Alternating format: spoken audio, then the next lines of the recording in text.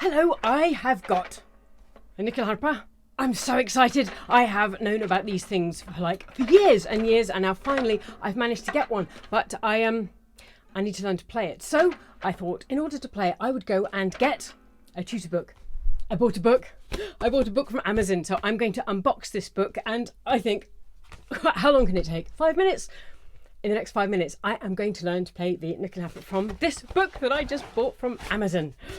Oh, it's called Nyckelharpa for Beginners. Oh, I'm really excited. So I'm going to open this book. Let's see. So, Harmonising Your Journey, a comprehensive guide to essential techniques and practice strategies for novices to unlock the melody of the instrument. It's written by Dickety Melody. Dickety. Well, whoever Dickety is, thank you so much for writing this book. This is going to be it's going to be a game changer. Right, let's go. Okay, chapter of contents, introduction to the nyckelharpa, history and origins, anatomy, different types. Oh, there are 2 different types. The standard nyckelharpa and the 3-row nyckelharpa. Well, I seem to have got 3 rows, so that's not standard. Hold on, right, okay, let's go to this chapter. Chapter 2, page 18. Right, okay, page 18. Page 18. Oh, okay, well, page 18 is the end of a chapter. So page 17, different types of nyckelharpa. While the essential principles of the nyckelharpa remain stable throughout many variants, the instrument is classified into several varieties, each with its own sets of qualities and characteristics. 1. Standard nyckelharpa. Also known as the chromatic nyckelharpa, this is the most popular form of instrument available today. It usually has a complete chromatic scale which allows for more flexibility and variety in musical expression. The regular nyckelharpa is popular among both traditional folk performers and modern artists. Excellent. Well, okay, so that's the standard. But hold on. The second one. 3-row nyckelharpa. Unlike the regular 2-row nyckelharpa, so I'm guessing that the standard nyckelharpa is the 2-row. I seem to have got 3 rows, so I don't have the most popular form. Unlike the regular 2-row nyckelharpa, this version has 3 rows of keys. This extra row opens up a larger variety of notes and intervals, allowing for more intricate melodies and harmonies. While less prevalent than the ordinary nyckelharpa, it is preferred by skilled players looking for more musical versatility. Okay, so I've got the 3-row, which isn't as common as the standard, which is fully chromatic, but this one seems to be 3. This 3-row one that I've got here is not the most popular, but the standard chromatic one with only 2 rows is. Right, so I hope I've got the right instrument here. Next, assess the number of keys. Okay, right, I'm gonna pick this up. I think we need some demonstration. So this is my non-standard, this is my not chromatic, but this is the 3-row one. Nyckelharpas come in a variety of key combinations, commonly ranging from 12 to 16 keys. 1, 2, 3, 4, 5, 6, 7, 8, 9, 10, 11, 12, 13, 14, 15, 16, 17, 18, 19, 20, 21, 22, 23, 24, 25, 6, 7, 8, 9, 10, 11, 12, 5, 6, 37. Nyckelharpas come in a variety of key combinations, commonly ranging from 12 to 16 keys. I have no idea what I've bought, but it doesn't seem to be what most people have from this book. Okay. Beginners often begin with a simpler 12-key instrument. Oh God, what have I done? Although more expert musicians may prefer the wider range given by 16. 16, but I've got 37 keys. Additionally, consider the instrument's structure and materials. The body is often composed of high-quality wood, such as maple or spruce, with metal keys. Inspect the workmanship and make sure the instrument is comfortable to grasp and play. Well, I don't know. You haven't told me how to grasp and play it yet, so... Okay, next section. Understanding the tuning. Good. Okay, so this is going to help me learn how to tune this.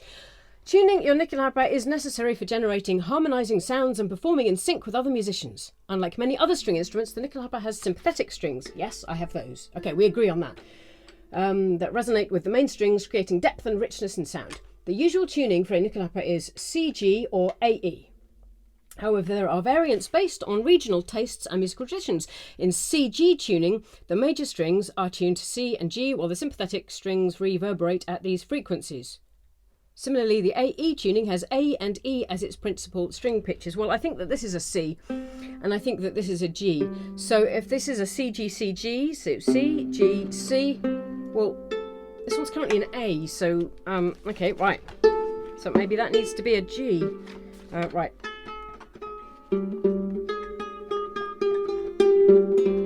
Okay, so now I've got a C, G, C, G. Great. Okay, the book's taught me something. To guarantee position while tuning your nickel by using a tuner or tuning fork. Begin by tuning the main strings to the proper pitches, then adjust the tuning pegs as necessary until the strings are in tune. So, tuning the main strings to the proper pitches, then adjust the tuning pegs. Well, then gently set the sympathetic strings so they resonate nicely with the main strings. Okay, well, I have a tuning fork. Here's my tuning fork.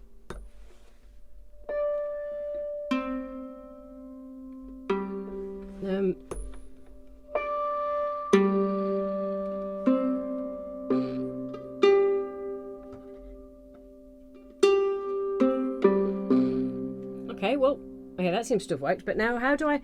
And what are the sympathetics supposed to be tuned to? It doesn't actually say, so... We'll just maybe ignore the sympathetic strings for now. Who needs those? Tune your nickel regularly. Okay, yeah. Proper position and hand positions. Right. Maintaining good posture and hand positions is critical to playing the nickel comfortably and effectively. I still don't know which way this goes up. Let's put that there. Good posture not only lowers the chance of strain and injury, but allows for greater control and accuracy when playing. Begin by sitting comfortably in a chair with a straight back and both feet flat on the floor. Okay. My feet are flat on the floor.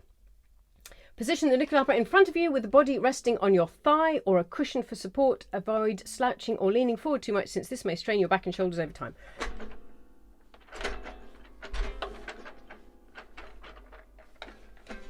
It's going to fall off. Maybe if I... Okay, right. If I cross my legs, then that's a bit closer. Gently resting your... Okay, next, pay attention to your hand placement. I'm going to have to put the book down. Place your left hand on the fingerboard. Left hand gently resting your fingertips on the strings. Well, I don't think this is right. I have seen pictures, and I think that this actually should be the other way up. So let's... Okay, so it's on my thigh, and so I place my left hand on the fingerboard. I don't have a fingerboard. Just this keyboard, or the strings. Okay, so place your left hand on the fingerboard, gently resting your fingertips on the strings, but without pushing down. Like this. Keep your fingers relaxed and slightly curled, ready to slide smoothly over the fingerboard to play various notes. Well, the tangents are getting in the way for a start. Position the right hand... Okay, I'm going to put this down now. Put the right hand over the tangents or keys, ready to depress them to make a sound. Use a relaxed and natural grip, allowing your hand to move freely while playing. Experiment with various hand positions to see what feels most comfortable and allows for smooth, fluid motions.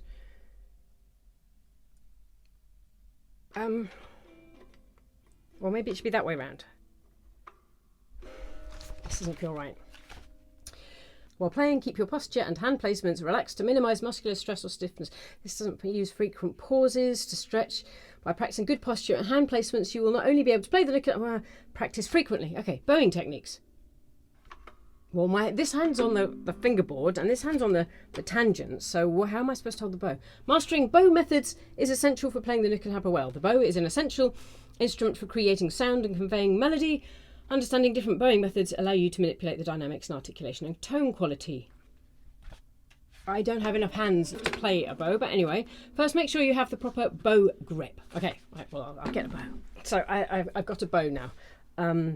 Hold the bow in your right hand with your thumb below the frog and your fingers softly curled around the bow stick.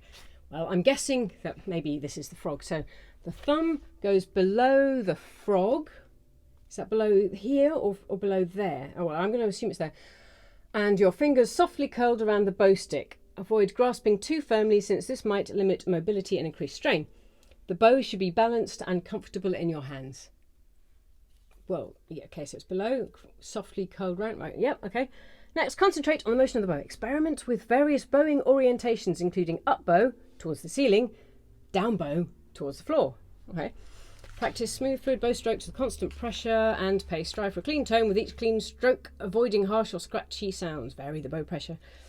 Experiment with several bowing methods, including détaché, legato strokes, spiccato, bouncing bow strokes, and martelé, accented and hammer strokes. But this hand was like on the tangents. Learn to recognise the strings based on the location and pitch, beginning with the lowest string, usually tuned to G, but this was a C, and progressing to the highest. Practice positioning your fingers on the fingerboard to create certain notes. Each finger represents a distinct note, with the index finger being responsible for playing the lowest notes and the pinky for the highest. Keep your fingers curled and comfortable, but they were like here. I can't reach that. Experiment with various fingerings to determine the most effective and comfortable postures for playing scales, melodies and chords. But it doesn't... When you're comfortable playing the open strings, practice scales. Learning music notation is necessary, but I haven't seen a single note in here. Understanding rhythm and timing. Okay, music theory. Playing melodies. Learning basic tunes on the nyckelharpa is a thrilling trip into the core of Swedish music. Listen to people. Yeah, but I'd like to ask, what was... develop your own style. Oh, traditional Swedish folk songs provide the foundation of nyckelharpa music. This just doesn't... Preserving and modifying classic Swedish folk songs is critical for keeping nyckelharpa music alive and relevant in the contemporary world. Okay, but it doesn't actually show me how to play the nyckelharpa. Experimentation. If you're having trouble with your bowing technique or sound quality, talk to a trained teacher or experienced musician for aid. Yeah, but I bought this book because I thought that it was going to help me as a beginner learn. Well, to be honest, I think this is rubbish. Mr. Dickety Melody, have you actually played a nyckelharpa? Because I'm now left. I don't know how to hold this. I don't know what the strings are tuned to. I don't even know whether I've got the right nyckelharpa, because you say that I've got 16 keys, but in actual fact I've got 37. I don't know what to say. Don't buy this book. It's rubbish. There is nothing about learning to play the nyckelharpa in this book. It's a piece of invention by an AI who doesn't play nyckelharpa. And I suspect that if you see Mr. Dickety Melody with any other tutor for any of the weird and wonderful instruments that are out there, they're all going to be just as bad. Do not buy this book. Do not. It's rubbish. I bought this book so you don't have to.